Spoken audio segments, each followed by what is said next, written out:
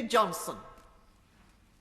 Thank you, Madam Deputy Speaker. There's lots to welcome in this bill, but I wanted to focus on the issue it covers where I've had more casework than any of the other issues it covers, and that's the issue of unauthorised traveller encampments.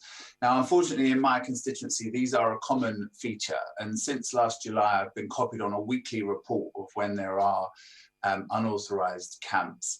And in 20 of the 34 weeks since I've been getting that report, there's been at least one unauthorised camp in one of the two districts that my constituency goes across.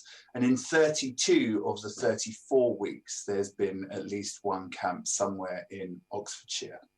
Now, when my constituents, who I think respect the right of travellers to live their lives in the way that they do, when they write to me, though, about unauthorised camps, they typically describe the same things. They describe abuse, they describe mess, they describe noise throughout the night, they describe vandalism. And the clean-up costs of these things are considerable for local authorities. So it's absolutely not the way that the majority of travellers behave, which is why it's wrong for the opposition to say that somehow it's criminalising the lifestyle of travellers, because the vast majority of travellers don't behave in this way. But it's right that for the minority that do, we change the law to be able to tackle this.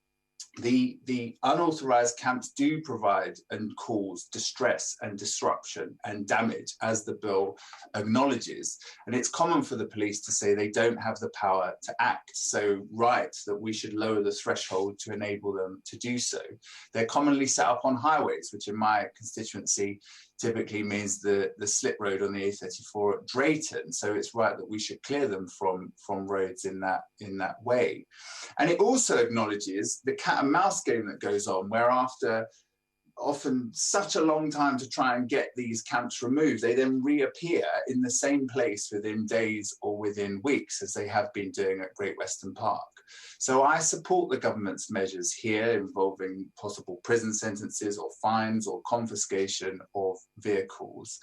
And we all recognise the right of travellers to be able to set up camps in sites that are designated for this. And caravan count data suggests that those sites have increased by 41% in the last decade. But we should also recognise the right of our constituents to live their lives peacefully in their own homes and neighbourhoods. And we should vote for this bill tonight to help them do so.